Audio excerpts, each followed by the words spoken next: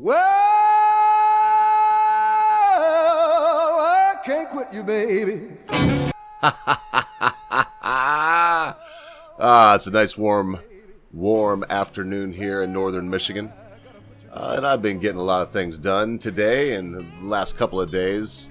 But something has come to my attention thanks to Lady Fairfax. And I haven't been doing too many videos lately, but this really did just fascinated me, grabbed my attention, and held it there. And that was this debate between Jordan Peterson, Michael Dyson, Stephen Fry, and Michelle. Oh, her name's going to slip my mind now, isn't it? She was nearly irrelevant. I probably shouldn't say that. But it was this monk debate in Toronto. And I tell you what, folks, I'm going to now give you my 2 cents on this public spectacle. Number one, if you would like a good example of how to debate and, more importantly, how to win a debate, pay attention to Jordan Peterson. Never once did he lower himself to condescension, to personal attacks against Mr. Dyson. He did point out that what you did, in fact, he said, "Oh, you're snowflake," called him all kinds of names, assumed his mindset, assumed his biases, assumed so many things about Dr. Peterson. And then when, he said, "Well, now you feel you're scared, you're afraid, and uptight, and you feel threatened because your status is threatened by a black man that speaks the way I do, and I'm eloquent, and look how cool I am." And Dr. Peterson said, "No, I'm not. I find it abhorrent. I'm appalled," I believe is the word if I use from my memory. I hope it's the correct one. He said, "I'm appalled by this."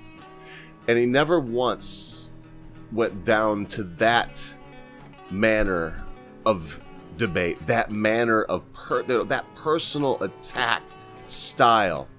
Sometimes I don't know if it's called for. Sometimes I think it could be appropriate. I'm saying that because I sometimes do it. No, I'm going to tell you the truth right now. It's never appropriate to debate. You think of the issue. You don't. Something comes to mind that just happened with a good friend of mine, Common Sense guy, and his interlocutor was talking about, "Well, your name's Common Sense, and you're supposed to be common sense. I ain't heard no common sense from you." It was just attacking the man left and right, not the ideas. In fact, these ad hominem attacks would come to Common Sense guy as he was making common sense observations about his interlocutor's points, ideas, and perspectives. This was something to see. I tell you what, it really was. And that was Michelle. Oh, I'm going to, if I got to pull it up, I will. Well, now I'm a sexist, I assume. Because I just can't find her name. I guess I am a sexist. But the lady's name was Michelle. Even Stephen Fry, he was good. But what it came down to was 3 very intellectual people and then Michelle. That's probably why I can't remember her name. I found myself over and over again asking myself, why is this person here? They're not adding anything to this whatsoever that I can tell. In fact, that anyone could see, they just weren't. So back to point 2. Number 1, if you wanted to know how to debate, a good strategy to use to debate, watch Dr. Peterson in this monk debate. Watch how he handles ad hominem attacks that are coming, hard and fast from Michael Dyson. And you'd be good to note these things. They would help you, myself, and any other human being in the art of debate. Now, the second thing, when we look at a gentleman like Michael Dyson, or, I've got to go there and say Spencer, I'm trying to think, Heinrich, right, from Red Ice, the white girl with the blonde hair from Red Ice TV.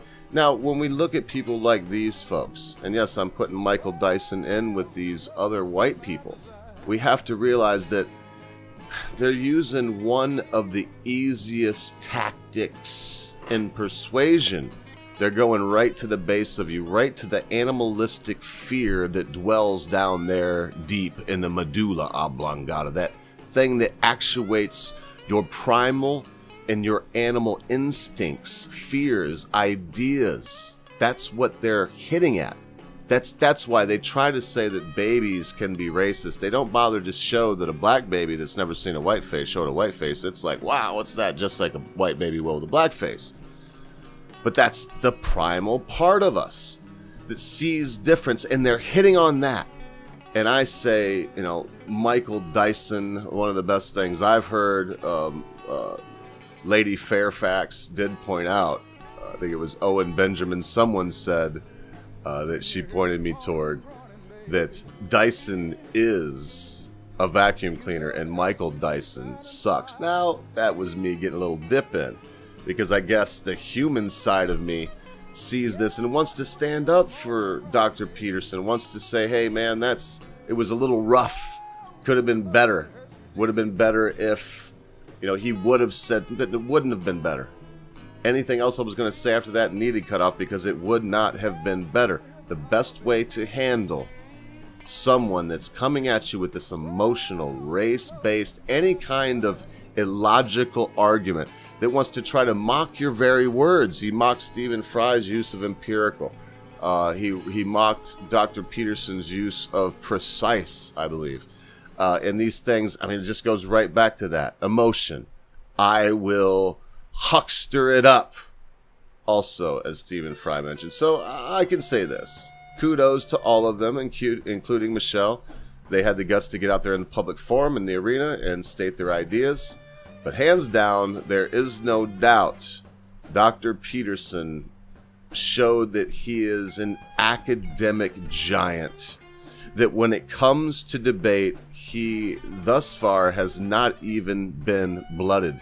The man is a statuesque picture of the ultimate erudite orator. And I look up to him now, as I assume I will. My wife has bought 12 Rules, and I tend to read it when she's done. It's a very large book, and this might take her a little while longer to finish, but I will read it too. It seemed to me Mr. Dyson was a little jealous about his success based on his acumen, and it showed this night. So remember, be good to your friends, family members, loved ones. Be quick to say you're sorry. Be even quicker to accept an apology, especially when that thing your friend, family member, loved one has done seems to be so huge, you'll never be able to forget about it. Because, constant viewer, at a time you think not, your friends, your family members, your loved ones, your life, and all of your commie ideas, Michael Dyson, will depart from you. See you in church.